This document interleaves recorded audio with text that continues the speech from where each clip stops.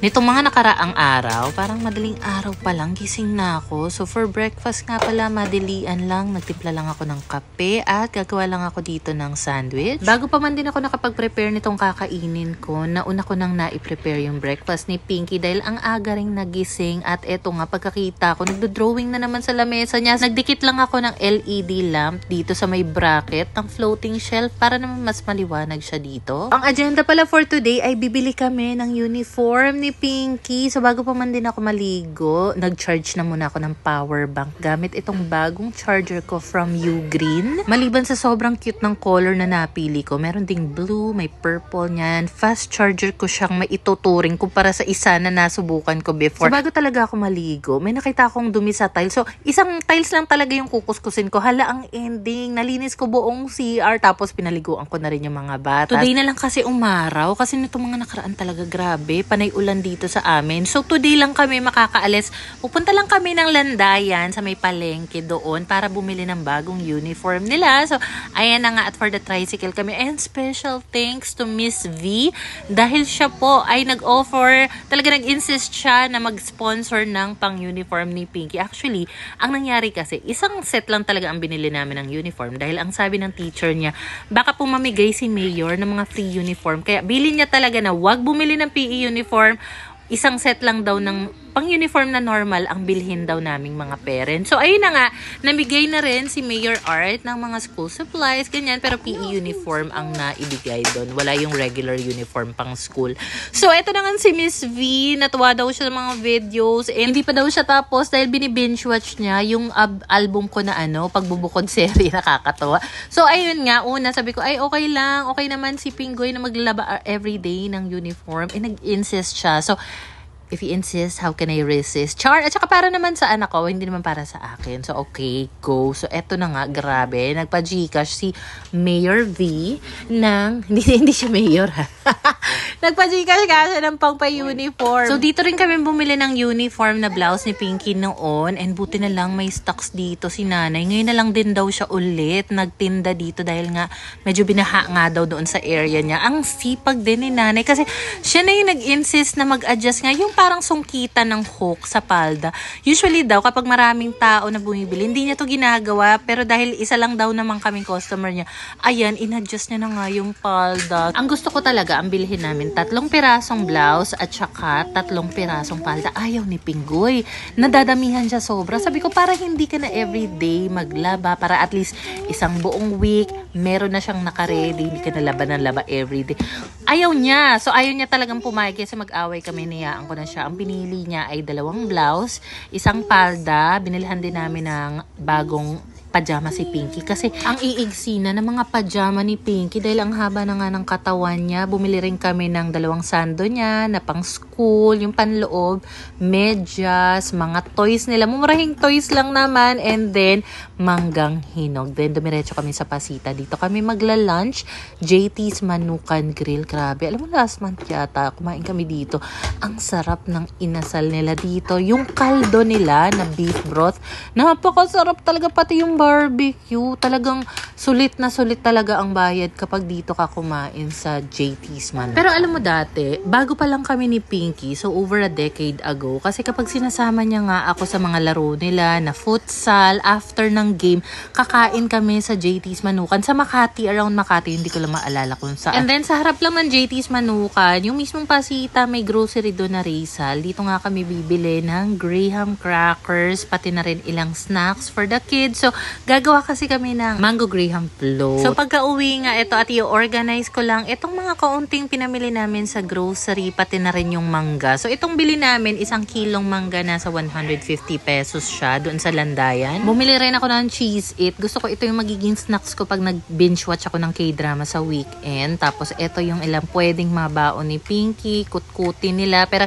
ilalagay ko ulit yan sa snack box nila para at least hindi naman nila mayain ba? Dahil Diyos ko, yung iba dito ang tatamis. Lalo na yung paborito nilang Oreo. And sabi rin ni Pingoy, gusto niyang gumawa ng ice cream sa mga bata na ang flavor ay cookie cookies and cream. So, pwede namin magamit yung Oreo na yan. Then, itong mini chocolate mamo naman, pwede yung pang snacks or pambaon nila. Nakakabasa rin ako ng comment nagtatanong na link nitong basket na may takip. Yung link niya nasa comment section at nasa showcase ko rin yan. So, tinignan ko na nga rin dito sa pantry kung meron pa kaming all-purpose cream, kung ilan pa yan. Kasi ilalagay ko na nga sa rep. Kasi, ang sabi nila, mas better daw na bago gumawa ng Graham cake or Graham float is naka-chill yung all-purpose cream. Special thanks nga pala kay Luis dahil nung kailan ba yun, binigyan niya nga kami ng ganyang mga lata-lata ng all-purpose cream. Thank you, Lu!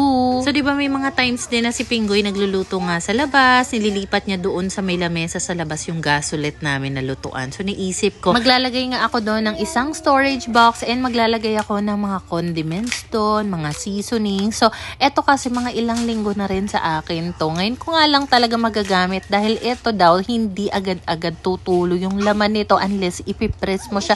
And true enough, o diba? Kasi madalas kapag mga sachet yung binibili tapos nasanggi, lalo na kapag hindi nakaipit, naku sayang, natatapon. Kaya kung bet nyo ng ganun ha, condiments bottle na plastic, yung link ay nasa comment section or sa showcase. Lalagyan ko pala yung mga condiments bottle ng label kasi baka malito si Pingo. Yung isa kasi doon, nor liquid seasoning, yung isa toyo o baka malito, sayang naman kung iba yung malagay niya sa niluluto. So, ito nga palang label printer ko is from Nimbo. Tapos, install lang ng app na pwede sa Android, iOS, and then ang dami ng templates na pwedeng pagpilian.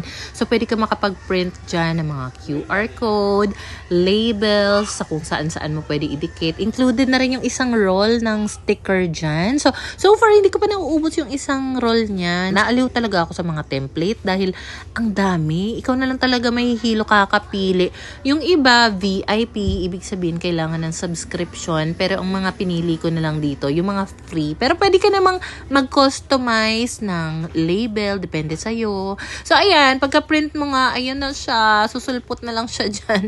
So, dinamihan ko na, inedit ko lang yung pangalan, yung isa fish sauce, soy sauce, liquid seasoning, and soy sauce. Ay, paulit-ulit, babasa yon. Itong label printer na napili ko is color green, pero marami pang ibang color na pwedeng pagpilian. Ang gaganda ng mga color choices niyan. Kung mahilig kayong maglagay ng mga label sa pantry ninyo, sa mga school supplies ninyo and all that, ito yung recommended for you. Ilang buwan na sa akin yan. So far, so good. Wala naman akong kahit ano naging issue dyan. Waterproof din siya, so hindi siya basta-basta natatanggal. Kasi nilagyan ko rin yung pump dispenser namin sa lababo para sa liquid detergent, sa dish soap. Although, katagalan, pag laging nababasa, talagang magfe-fade siya. Pero kung hindi naman nababasa, okay na okay, goods na goods siya. So, ayan nga, at nilagay ko na nga siya dito sa may istante sa likod ng rice cooker.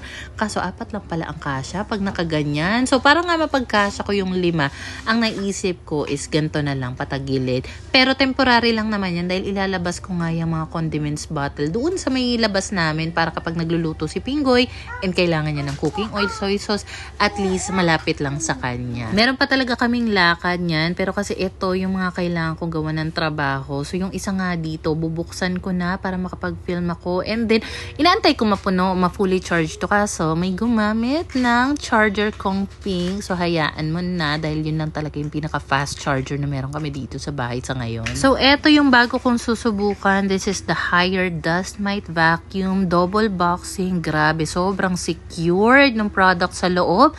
May styro pa nga dito. And malapit na tayo mag 100k, konting kembot na lang, 100k followers na tayo sa Blue app. So, once na ma-reach na natin yan, automatic, magkakaroon tayo ng giveaway. 5 nga po yung mapipili nating lucky follower. Disclaimer lang, kasi itong mga products na ipamimigay natin is nagamit siya, na-unbox siya dahil kailangan gawa ng content. For content purposes only, kaya siya nagamit, kaya siya na-unbox. Pero, talagang bago siya, bagong-bago. Ha? Kasi baka mamaya may mapili magreklamo, bakit naman naka-open na to? And every Sunday, meron tayong top follower of the week na makakatanggap ng 200 pesos na GCash. Going 4 weeks na nga tayo. And para ma-send ko nga yung 200 na yan sa mapipiling lucky follower, kahit yung QR code na lang po ng GCash ninyo for your privacy na rin po. So, dahil today ay Saturday, so by tomorrow, magpo-post ako ng new lucky follower. So, maraming salamat po sa support ninyo. Akalain mo may paganito-ganito na nga ang moms ninyo. Maraming salamat ha. So mabalik lang tayo dito sa Dustmite vacuum ni Haier. Gustong gusto ko siya kasi ang puti-puti niya. Pasok na pasok sa team puti. Napaka-aesthetic. Ang lakas ng suction. Tapos ayan nga, lahat ng duming nakuha niya sa higaan, sa sofa, dito sa kwarto, sofa sa sala, sa carpet. O diba? Ang dami. So hindi mo yan basta-basta makukuha kung ipapagpagpagpag mo nga lang. Tapos eto yung naabutan ko sa kusina. Nagpatulong pala yung bunso ko sa atin na mag-wash ng hands. Grabe ang ate.